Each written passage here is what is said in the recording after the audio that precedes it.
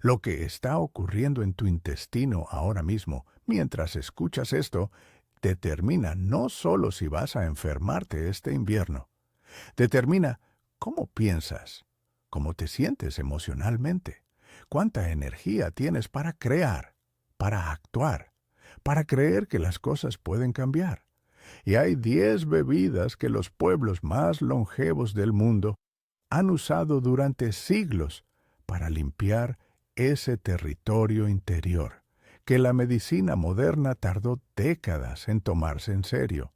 Hoy vas a conocerlas a través de la historia de una mujer que las descubrió cuando su cuerpo ya no le quedaba nada más que ofrecerle. En el otoño de 1997, en el barrio de Washington Heights, en Nueva York, vivía una mujer llamada Beatriz. Tenía 44 años, pelo negro recogido siempre en un moño apretado y una puntualidad que sus compañeros de oficina describían como casi agresiva. Había llegado de República Dominicana 11 años atrás y había construido, con la disciplina de quien sabe que nadie va a construir por ella, una vida ordenada y funcional que por dentro se estaba desmoronando en silencio. Beatriz trabajaba como secretaria ejecutiva en una firma de importación en Midtown Manhattan. Salía de su apartamento a las 6:45 de la mañana. Tomaba el tren A en la calle 175. Llegaba siempre antes que su jefe. Tenía un escritorio limpio, una agenda de papel que actualizaba cada noche con pluma negra, y un teléfono fijo que manejaba con una eficiencia que hacía parecer sencillo lo que no lo era. Afuera era impecable. Adentro era otra historia. Beatriz llevaba casi 2 años con un malestar que no sabía cómo describir exactamente a los médicos. No era un dolor claro. Era una incomodidad constante en el vientre que aparecía sin aviso. Una hinchazón que llegaba después de comer cualquier cosa. Un cansancio que no correspondía a las horas que dormía. Se despertaba después de 7 horas de sueño, sintiéndose como si no hubiera dormido nada. Y había algo más, algo que le costaba admitir incluso a sí misma. Una niebla mental que se había instalado en los últimos meses como una capa de vidrio entre ella y todo lo demás. Pensaba más lento. Le costaba concentrarse. Las ideas que antes le llegaban con facilidad ahora tardaban o no llegaban. Había ido a 3 médicos distintos. Los 3 le dijeron variaciones de lo mismo. Estrés, síndrome de intestino irritable. Le recetaron antiácidos, laxantes suaves, un medicamento para la ansiedad que ella nunca tomó porque le daba miedo depender de algo así. El problema seguía exactamente donde estaba. Su apartamento era un segundo piso en un edificio de ladrillo rojo, con escaleras de madera que crujían. Tenía una cocina pequeña con azulejos blancos y amarillos, una nevera con imanes de turismo y un radio de cocina plateado que siempre estaba sintonizado en una emisora de música del Caribe. En la sala tenía una televisión Sony de pantalla curva y un VHS con películas grabadas de la programación de Univisión. Su hija de 16 años dormía en el cuarto del fondo. Su madre la visitaba los domingos y siempre llegaba con una bolsa de plástico llena de cosas que había cocinado. Un domingo de octubre, su madre llegó con algo diferente en la bolsa. No era comida cocinada. Era un frasco de vidrio con un líquido oscuro y un billete doblado con una dirección escrita a mano. Beatriz preguntó qué era eso. Su madre dijo que era una preparación que le había dado una señora del mercado de la calle 181, una mujer de origen puertorriqueño que vendía hierbas y que su madre había encontrado por casualidad mientras compraba plátanos. Le había contado los problemas de Beatriz sin mucho detalle, y la mujer le había dicho que fuera a verla. Beatriz miró el frasco. El líquido tenía un color entre marrón y verde oscuro, y olía a algo que no supo identificar de inmediato. Algo vegetal y antiguo. Le preguntó a su madre si se había vuelto loca. Su madre se encogió de hombros con la serenidad de quien ha visto suficiente mundo como para no defenderse de esa pregunta. Antes de que Beatriz decida si va o no a esa dirección, necesito pedirte algo. Si ya estás suscrito a este canal y le diste like a este video, gracias de verdad. Cada historia que traigo aquí me toma tiempo y cuidado, y tu apoyo es lo que hace posible seguir. Si todavía no te has suscrito, hazlo solo si sientes que lo que escuchas te aporta algo real. Y si ya lo estás, déjame en los comentarios esto. ¿Alguna vez tu cuerpo te dio señales que los médicos no supieron explicar? Me interesa leer tu experiencia. Ahora sí, volvamos a Beatriz, porque lo que está a punto de descubrir va mucho más allá de un remedio para el estómago. El miércoles siguiente, Beatriz fue a la dirección del billete durante su hora de almuerzo. Era un local pequeño, en el primer piso de un edificio de la calle 181, entre una lavandería y una tienda de celulares que todavía vendía pagers. La puerta era de madera verde con una campana de metal que sonó cuando entró. Adentro olía a canela, a clavo y a algo que no era exactamente incienso, pero que tampoco era otra cosa. Detrás del mostrador había una mujer de unos 65 años, piel oscura, pelo blanco corto, una bata verde de botones y unos lentes de montura gruesa que le hacían los ojos más grandes de lo que eran. Se llamaba Denia Carmen, y cuando vio entrar a Beatriz, la miró de arriba abajo con la misma neutralidad con que un médico mira una radiografía. Dijo: «Tienes la cara del intestino cansado». Beatriz no supo si reírse o irse. Decidió quedarse porque ya había tomado el tren hasta ahí. Denia Carmen le explicó algo que Beatriz nunca había escuchado en esos términos. Le dijo que el intestino no es simplemente un tubo que procesa comida. Es el órgano con más neuronas del cuerpo humano después del cerebro. Los científicos lo llaman el segundo cerebro. Tiene su propio sistema nervioso. Produce más del 90% de la serotonina que circula en el cuerpo. Se comunica directamente con el cerebro a través del nervio vago y determina en gran medida el estado emocional, la claridad mental y los niveles de energía de una persona. Cuando el intestino está lleno de bacterias patógenas que desequilibran la microbiota, esa comunicación se corrompe. No solo el estómago sufre, la mente sufre, el ánimo sufre. La capacidad de sostener un estado de bienestar sufre. Beatriz la escuchaba, sin interrumpir. Algo en esa explicación nombraba exactamente lo que sentía, pero que no había podido describir. Denia Carmen continuó.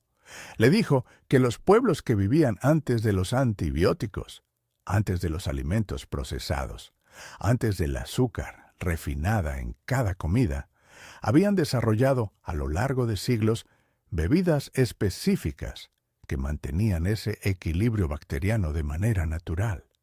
No eran inventos, eran observaciones acumuladas durante generaciones de gente que prestaba atención a lo que el cuerpo les decía. Y muchas de esas bebidas habían caído en el olvido no porque dejaran de funcionar, sino porque el mercado moderno no tenía manera de patentar una raíz o un fermento casero. Le dijo que había 10 bebidas ancestrales con evidencia tanto en la tradición como en la ciencia moderna. Y que Beatriz, dado lo que le había descrito, necesitaba empezar por las primeras 3 de inmediato. La primera es el agua de kéfir. Deña. Carmen sacó de un estante un frasco con una preparación turbia y blancuzca. Explicó que el kéfir es uno de los fermentos más antiguos del mundo, originario de las montañas del Cáucaso, donde las poblaciones tenían índices de longevidad que los investigadores modernos no podían explicar hasta que empezaron a estudiar su alimentación. El kéfir contiene hasta 60 cepas distintas de bacterias y levaduras beneficiosas que colonizan el intestino y compiten directamente con las bacterias patógenas. No las mata, las desplaza, cambia el ecosistema interior, de manera que los organismos dañinos no encuentran dónde prosperar. Una taza en ayunas, cada día, sin interrupciones. La segunda es el té de jengibre fermentado, no el jengibre cocido en agua caliente que la mayoría conoce. El jengibre fermentado durante 48 horas en agua con un poco de azúcar sin refinar, que produce una bebida con actividad microbiana propia. El gingerol y el shogaol que contiene el jengibre tienen propiedades antibacterianas documentadas específicamente contra el Helicobacter pylori, una de las bacterias más comunes responsables de gastritis, úlceras y la inflamación crónica de baja intensidad que Deña, Carmen, llamaba el fuego silencioso del intestino. La tercera es el agua de cúrcuma con pimienta negra. Deña, Carmen, señaló algo importante que Beatriz no hubiera sabido sola. La curcumina, el compuesto activo de la cúrcuma, tiene una biodisponibilidad muy baja cuando se consume sola. El cuerpo la absorbe mal, pero cuando se combina con piperina, el compuesto activo de la pimienta negra, la absorción aumenta un 2000%. Los ayurvedas lo sabían hace 3000 años, sin saber la química detrás. La combinación tiene efectos antiinflamatorios intestinales que la ciencia moderna ha confirmado en docenas de estudios. Una cucharadita de cúrcuma, un cuarto de cucharadita de pimienta negra, agua tibia, en ayunas o antes de dormir. Beatriz sacó una libreta pequeña de su bolso y empezó a anotar. La cuarta bebida, continuó Deña, Carmen, es el tepache, una fermentación prehispánica de cáscara de piña que las civilizaciones mesoamericanas producían y consumían de manera regular. La cáscara de piña contiene bromelina, una enzima proteolítica que descompone las proteínas mal digeridas, que se acumulan en el intestino y sirven de alimento a las bacterias patógenas. El tepache fermentado añade además probióticos naturales que la piña fresca sola no tiene. La fermentación es el proceso que transforma un alimento bueno en un alimento extraordinario para el ecosistema intestinal. La quinta es el kvass de remolacha, una bebida fermentada de origen eslavo y del este de Europa, que durante siglos fue parte de la dieta diaria de poblaciones que vivían en inviernos que duraban meses sin acceso a vegetales frescos. La remolacha fermentada produce ácido láctico, que acidifica el intestino de manera natural, creando un ambiente donde las bacterias patógenas no pueden reproducirse. Contiene también betaína, que protege el hígado y mejora la digestión de las grasas. Remolacha cruda cortada en cubos. Agua. Sal sin refinar. 3 días de fermentación a temperatura ambiente. una taza pequeña con cada comida principal. Beatriz llenaba la libreta con letra rápida y apretada. Deña. Carmen la dejaba escribir sin apresurarse. Y aquí es donde la historia se pone verdaderamente interesante, porque Teña, Carmen, llevaba explicando bebidas durante 20 minutos, y todavía no había dicho lo que más importaba, lo que conectaba todas estas preparaciones con algo que iba más allá de la química y los probióticos. Beatriz estaba a punto de escucharlo. «La sexta bebida», dijo Deña. Carmen, con un tono ligeramente diferente, «es el agua de semillas de chía remojadas. No la chía que se mezcla con yogur como snack moderno.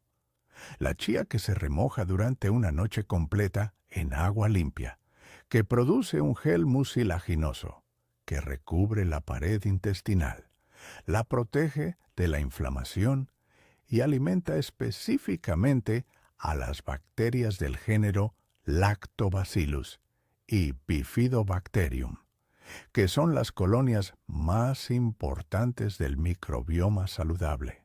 Los mayas la usaban como bebida de resistencia para sus mensajeros que corrían distancias enormes, no solo por las calorías, sino por el efecto que tenía en la digestión y en la energía sostenida que generaba.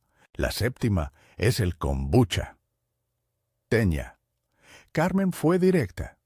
El kombucha moderno que se vende en los supermercados de Manhattan en botellas de colores brillantes no es lo mismo que el kombucha ancestral. La versión comercial está pasteurizada, lo que elimina las bacterias vivas que son exactamente lo que le da valor. El kombucha real, preparado en casa con un SCOBY vivo, un cultivo simbiótico de bacterias y levaduras, es una de las bebidas fermentadas más complejas que existen.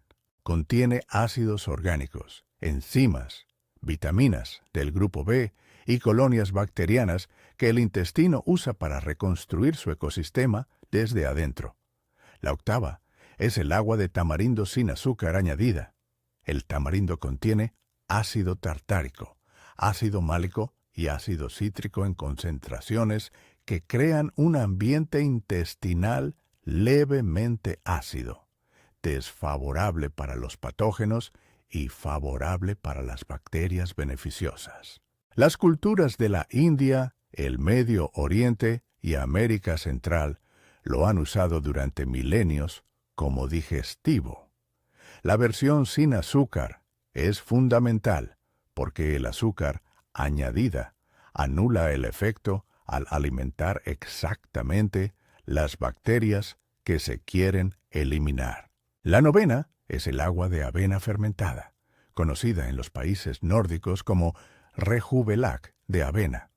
La avena remojada durante 48 horas en agua limpia produce una fermentación natural que libera enzimas y ácidos beneficiosos. Contiene beta-glucanos, un tipo de fibra soluble que actúa como prebiótico, es decir, que no alimenta al cuerpo directamente, sino que alimenta específicamente a las bacterias beneficiosas del intestino. Es el alimento que las bacterias buenas necesitan para prosperar y multiplicarse. No basta con introducir bacterias beneficiosas. Hay que crear las condiciones para que sobrevivan. Y la décima, dijo Deña, Carmen, es la más antigua de todas, la que aparece en los textos hebreos, en los papiros egipcios, en los registros médicos de Hipócrates y en las tradiciones de prácticamente todas las culturas que desarrollaron medicina antes de que existiera la farmacología moderna. El agua con vinagre de manzana sin filtrar, específicamente sin filtrar, porque el filtrado elimina la madre del vinagre, que es la colonia de bacterias y levaduras que le da todo su valor terapéutico. Una cucharada en un vaso de agua tibia. En ayunas. Todos los días. Deñá. Carmen la miró con calma. Dijo, estas 10 bebidas no son remedios para enfermedades. Son el mantenimiento que el intestino necesita y que la vida moderna ha eliminado de la dieta sin reemplazar con nada. Cuando los que vivían antes de nosotros comían alimentos fermentados en cada comida, bebidas preparadas con raíces y plantas en cada temporada, no lo hacían por costumbre sin sentido. Lo hacían porque aprendieron, generación tras generación, que el cuerpo que está bien por adentro soporta mejor todo lo que viene de afuera. Beatriz terminó de escribir y cerró la libreta. Había algo más que quería preguntarle. Algo que había estado pensando desde que Deña. Carmen empezó a hablar. Le preguntó por qué esto tenía que ver también con la mente, con la niebla mental que sentía, con el cansancio que no correspondía a las horas que dormía. Deña. Carmen asintió como si hubiera estado esperando esa pregunta exacta. Le explicó algo que la ciencia llama el eje intestino-cerebro, que el nervio vago conecta directamente el intestino con el cerebro en una comunicación bidireccional constante, que el intestino produce neurotransmisores, que cuando el microbioma está desequilibrado, esa producción se altera, la serotonina baja, el cortisol sube, el estado de ánimo cae, la claridad mental se nubla. No porque la mente esté enferma, sino porque el órgano que la alimenta bioquímicamente está en desequilibrio. Y entonces dijo algo que Beatriz llevó consigo mucho más que las 10 bebidas. Dijo, los sabios que escribieron los textos más antiguos sobre el cuerpo humano no separaban lo físico de lo espiritual. Lo trataban como un solo sistema. Decían que el cuerpo es el templo, no como metáfora, como descripción funcional. Un templo sucio no puede recibir lo sagrado. Un intestino enfermo no puede sostener la frecuencia del bienestar, de la creatividad, de la certeza de que la vida puede ser diferente. La limpieza interior no es solo higiene, es preparación. Beatriz no dijo nada durante un momento. Pensó en los últimos 2 años, en cómo la niebla mental había afectado no solo su trabajo, sino su capacidad de creer que las cosas podían cambiar. Había cosas que quería hacer, planes que había tenido, una idea de negocio propio que llevaba años postergando. Siempre encontraba razones para no avanzar. Cansancio, falta de claridad, una sensación difusa de que no era el momento. Ahora, se preguntaba, ¿cuánto de eso había sido su mente y cuánto había sido su intestino hablando a través de su mente? Salió del local con la libreta llena de anotaciones y el frasco de preparación que su madre le había traído. En la calle, el tren de la avenida tronaba sobre sus cabezas con ese ruido característico del metro elevado de Manhattan, que después de 11 años ya no escuchaba conscientemente. Lo escuchó esa tarde. Los primeros días no cambió gran cosa. Preparó el agua de kéfir con una base que Deñá, Carmen, le había vendido. Hervía el jengibre y lo dejaba fermentar en la ventana de la cocina. La cocina empezó a oler diferente. Su hija le preguntó qué estaba haciendo. Beatriz explicó lo que pudo, y su hija la miró con la expresión de los adolescentes que toleran las rarezas de sus madres con educación pero sin convicción. A la semana y media, la hinchazón después de comer redujo notablemente. No desapareció, redujo. Beatriz lo anotó en la última página de su agenda de papel.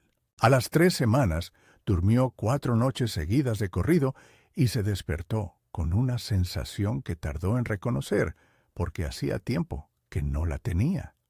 Se despertó con la cabeza despejada, sin la capa de vidrio entre ella y el mundo.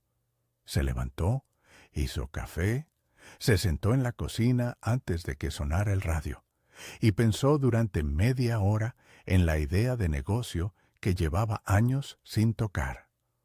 Pensó con claridad, con hilo. Las ideas llegaban y se conectaban entre sí sin dispersarse. Anotó 3 páginas en la libreta. No fue el intestino el que tuvo esa idea. Fue Beatriz. Pero fue un intestino más limpio el que le devolvió la frecuencia mental necesaria para poder tenerla.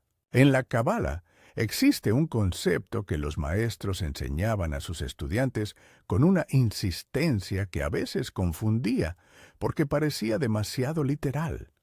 El concepto del cli, el recipiente.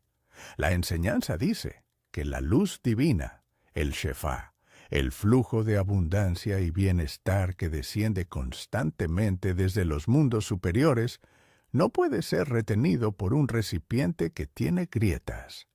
Y esas grietas, enseñaban los sabios, no son sólo espirituales, son también físicas. Un cuerpo inflamado es un recipiente con grietas. Un intestino que produce neurotransmisores en desequilibrio es un recipiente que filtra antes de que la luz pueda acumularse. Los textos del Talmud hablan del cuidado del cuerpo, no como vanidad, sino como deber, como responsabilidad hacia el instrumento que se nos dio para habitar el mundo físico. Maimónides, el médico y filósofo judío del siglo XII, escribió tratados completos sobre alimentación y salud intestinal que anticipaban en siglos lo que la ciencia moderna está apenas confirmando, no porque fuera profeta, sino porque prestaba atención a lo que el cuerpo decía cuando uno le daba condiciones para hablar. Las 10 bebidas que Doña Carmen le enseñó a Beatriz esa tarde en la calle 181 no eran magia, eran escucha acumulada, conocimiento destilado en generaciones de personas que no tenían laboratorios, pero que tenían algo que los laboratorios modernos están recuperando con urgencia: la comprensión de que el cuerpo humano no es un problema que resolver, sino un ecosistema que cuidar. Esta noche puedes empezar con una sola. No necesitas las 10 de golpe. Elige la más accesible para ti según lo que tienes en casa. Si tienes jengibre, empieza por el agua de jengibre fermentado. Si tienes cúrcuma y pimienta negra, empieza por ahí. Si puedes conseguir vinagre de manzana sin filtrar, una cucharada en agua tibia en ayunas. Es el comienzo más simple y más documentado de todos. Y mientras lo haces, presta atención, no solo a cómo responde tu estómago, presta atención a cómo responde tu mente. Así la niebla se levanta aunque sea un poco. Así sostienes los pensamientos con más facilidad. Así el estado de ánimo se estabiliza de maneras que no puedes atribuir a nada concreto que haya cambiado en tu vida exterior. Porque el intestino habla. Lleva años hablándote. Y a veces la única diferencia entre quien avanza y quien se queda en el mismo lugar no está en la actitud, ni en la motivación, ni en las ganas. Está en el territorio físico desde el que esa persona intenta moverse. Está en si el templo está limpio o no. Limpia el templo. Lo demás llega solo.